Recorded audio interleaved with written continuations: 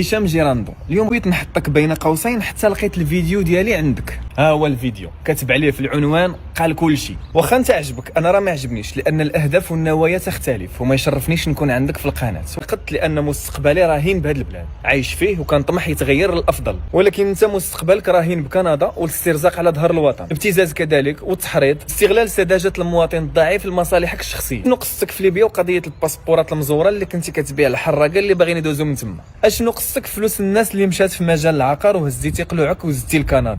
اشنو قصتك مع رشيد وبلا ما نعطيك كنيتو السمسار الابتزاز اللي طالقو كيجمع الفلوس بالمباشر؟ اشنو قصه الفيديوهات اللي كيتمسحوا من المنصه ديالك من بعد ما كتفيرسا ليك مبالغ محترمه؟ اشنو قصه طالب الطب اللي قلتي ليه واش كاين شي فلوس، وهذا الشيء بمقابل الضرب في وزير الصحه وفقك مع الملكيه في المغرب والملك محمد السادس؟ الملكيه خصها تاخذ بوزيسيون، الا كانت تحتها مصلحه الشيء طير. ملي انت كتحارب الفساد والمفسدين اش قربك الاب الروحي ديال المغاربه؟